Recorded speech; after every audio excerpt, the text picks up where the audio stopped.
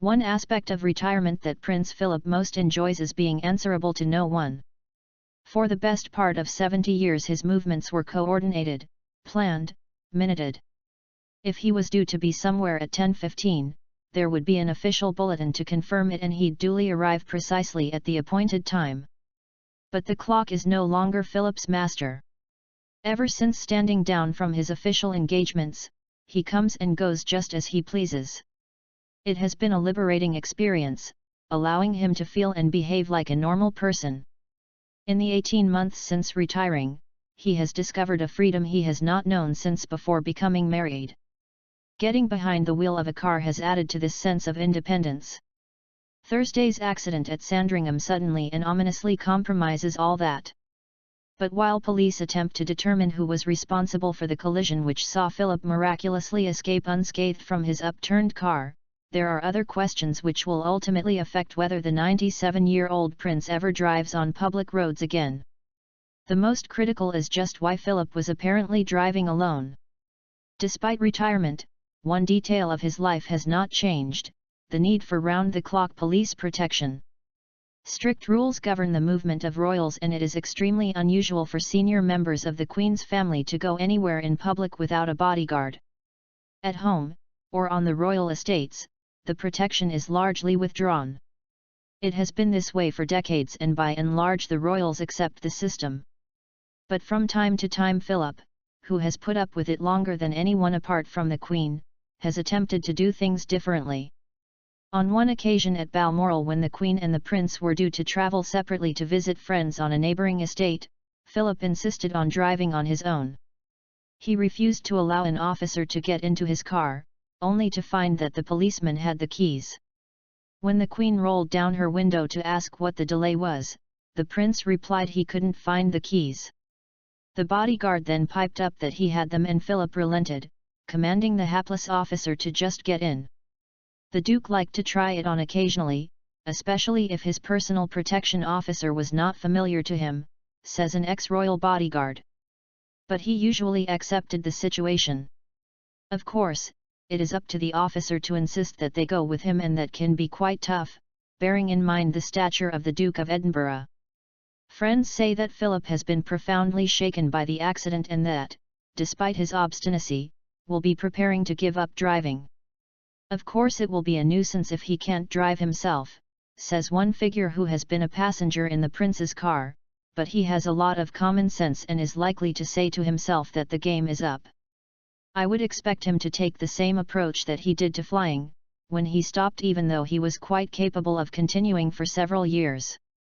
He took the view that if something had gone wrong, his age would be used to criticize him.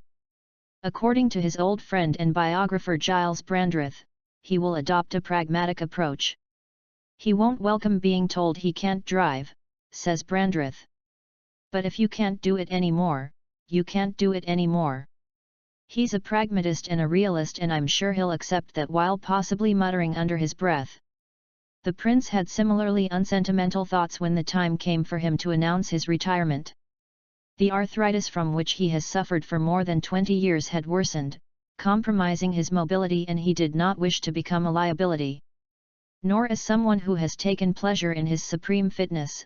A hostess once told me that he had brought a chest expander and dumbbells when he came to stay. Would he wish to be seen physically struggling with the demands of carrying out engagements? He has his pride, says a courtier. He would not want to be seen in a wheelchair. With his grandsons William and Harry taking on more official duties, he grasped the opportunity to stand down. What has puzzled observers, however, is that rather than spending more time together, Philip and the Queen see less of one another than before. Philip's life now centres on Windsor and Wood Farm, the spacious but modestly furnished cottage on the Sandringham estate that for years has been their bolt hole from the formality of Buckingham Palace. He loves it there and has made it his retirement base, reading, painting watercolours, writing letters, and having friends to stay. An old acquaintance says, he is enjoying reading things he's always wanted to read, and gets up to what he wants without an equerry telling him he has to be elsewhere, or a camera following him. This has all come with his wife's blessing. After more than 71 years of happy marriage, the Queen still feels a need to show her love and gratitude to the man who she emotionally described on their 50th anniversary as her strength and stay. All the same, it is surprising for a couple who have been together for so long to be spending more time apart as they reach such a remarkable landmark in their lives. But as a courtier explains, the Queen feels the Duke has earned a proper retirement. She knows him too well. If he was still at the center of royal life, he'd feel he had to be involved. Being at Wood Farm means that he's not too far away, but far enough to be able to relax. One of his first tasks was to install a new kitchen, the first for 30 years. What is plain to those who surround this elderly couple is that the Queen and Philip have settled comfortably into a new rhythm of married life. She misses him, though, especially at the breakfast table, which they always shared.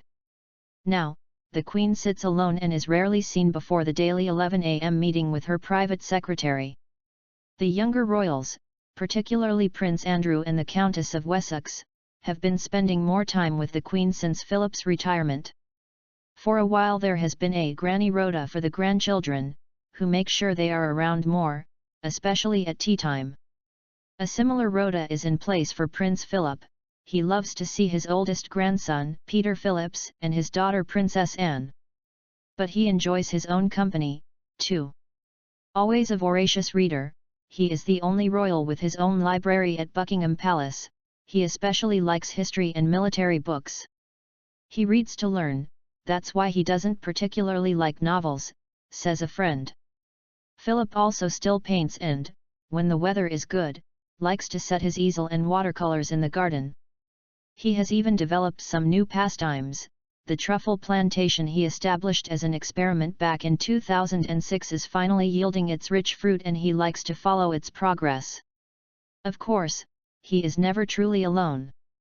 Even at Wood Farm, he is attended by one of his 2 pages, a footman, chef, housekeeper, valet, and his police protectors. But unlike at the palace, where they would be in liveried costume, Philip insists they dress casually. From time to time a private secretary will come up from London and the two will work through the considerable correspondence that still arrives for him. And he loves to have visitors. His carriage-driving friend Countess Mountbatten is a regular house guest. When Philip is at Windsor, it means that he and the Queen see much more of each other. For a man in his 10th decade, he is also remarkably considerate in not dragging people such as his hairdresser to Windsor, instead driving to London to see him. Retirement has removed many of the restrictions of royal life that Philip found so chafing. Losing the ability to drive himself would certainly be a blow, but he would not see it as the end of the world.